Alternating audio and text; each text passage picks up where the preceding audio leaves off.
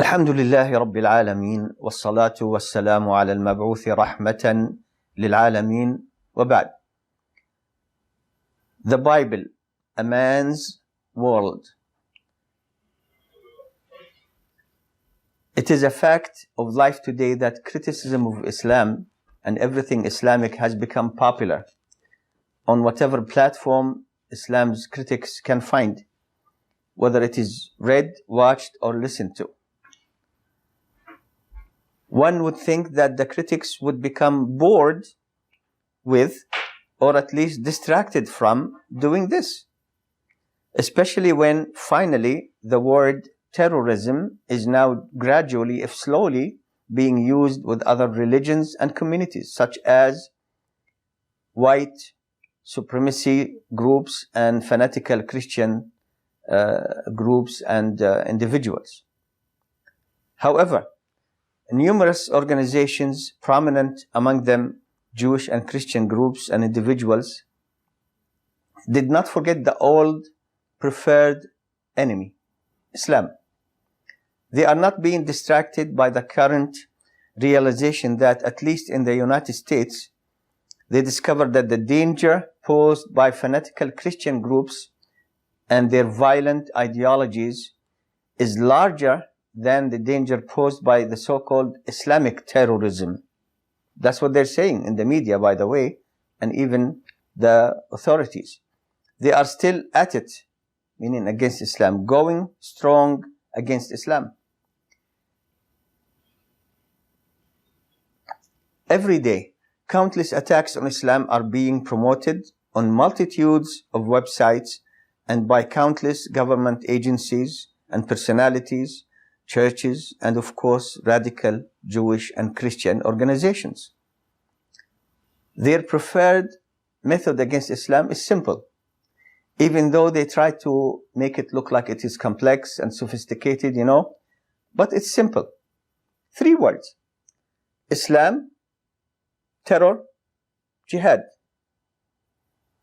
And they use the variations of these words, Islam, Muslims, Muslimun, Muslimaik, terror, terrorism, terroristic, jihad, jihad, and whatever they can come up with pronunciations, So they use any variations of these words, and in their criticism of Islam, they hope that to keep repeating these words and many, many other things, but these are the basics, Islam, terrorism, jihad.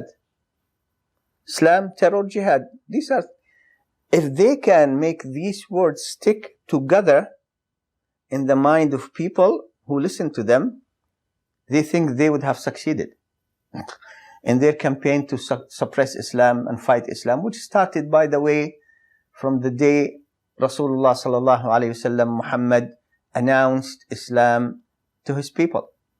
He called them to Tawheed and then to the world. From day one, these people tried to suppress and kill Islam. Today, they're still doing it. They try their best, and it's not succeeding, because Islam now is the largest religion on earth. Get over it. Get over it. Among the themes that have been circulated recently is what some of them called, and this is actually a title they called, did Allah forget the wives? They claim that Allah subhanahu wa ta'ala will exclude the wives from joining their husbands and offspring in paradise. They will be alone by themselves, and the husbands and the children, their children will be, somewhere else. They're together, and the women are just sitting there without wives or husbands. Well, the Quran responds to these people in one ayah, which is Quranic statement. I will mention the meaning here in English. This day, this is the verse now, the ayah. I don't like to use the word verse, but this is what people understand from ayah in English. So the ayah, Quranic statement says, this day, meaning the day of resurrection, none will be wronged in anything, nor will you be requited, mean you, the believers, nor will you be requited anything except that which you used to do, because we're talking about the believers here. Also the disbelievers, it's the same thing. They will only get what they give. And Allah will not add to the sins of anyone. And He will multiply the good deeds of those who did good deeds. So to continue, this day none will be wronged in anything, nor will you be requited anything except that which you used to do. Verily, the dwellers of the paradise that day will be busy with joyful things. They and their wives will be in pleasant shade, reclining on thrones like kings and queens, because they will be. They will have therein fruits, meaning of all kinds, and all that they ask for. It will be said to them, Salam, peace be to you, a word from the Lord, Allah, the creator of all things, most merciful. This is Surah chapter number 36, ayat, verses or statements 54 to 58. Let me read them quickly again without the explanation, the extra explanation. Of course, all the Quran is in Arabic. That's the original language, and it's the language of the tradition of Prophet Muhammad that explains the Quran. We have all the originals. They're all perfectly preserved, and they're all in Arabic. So the meaning here of this Quranic statement, or these Quranic statements, is in English. This day none will be wronged in anything, nor will you be requited anything except that which you used to do. This day none will be wronged in anything, nor will you be requited anything except that which you used to do. Verily, the dwellers of the paradise that day will be busy with joyful things. They and their wives will be in pleasant shade, reclining on thrones. They will have therein fruits, and all that they ask for. Salam, a word from the Lord, most merciful. So this is what the Quran says. They respond, the Quran, these statements respond to what these evangelicals are saying. So, what about the Bible? What does the Bible offer women? Now, here's a part of a book Allah blessed me to author, titled, Did Allah Forget the Wives? In response to, those statements by the evangelicals. And this book can be found on Amazon, by the way. I'm mentioning a part of it here. The Bible is a man's world. It judges women to be inferior. Somehow, religious Christians ignorantly criticize Islam on the topic of women's rights, and yet pretend that Christianity does not give supremacy to men above women. 1 Corinthians chapter 11, verses 5 to 13 state that, But every woman that prayeth or prophesieth with her head uncovered dishonoreth her head, for that is even all one as if she were shaven. Clear, huh? For a man indeed ought not to cover his head, for as much as he is the image and glory of God, but the woman is the glory of the man. For the man is not of the woman, but the woman is of the man. Neither was the man created for the woman, but the woman for the man. Judge in yourselves, is it comely that a woman pray unto God uncovered? Conversely, in Islam, it is part of acceptable, encouraged habits for men to cover the head. Therefore, Muslim men and women share this quality and other characteristics of Islamic clothing and dress code. In 2 Timothy chapter 3, verse 6, the woman is described as silly woman or silly women, laden with sins, led away with divers lusts. This is the verse. Who brought curse upon herself, as Genesis 3:16 states. Unto the woman he said, meaning God, I will greatly multiply thy sorrow and thy conception. In sorrow thou shalt bring forth children, and thy desire shall be to thy husband, and he shall rule over thee. Now this is especially since she lured man into sin, as we are told. Genesis 3:12 states that, and the man said, the woman whom thou gavest to be with me, she gave me of the tree, and I did eat.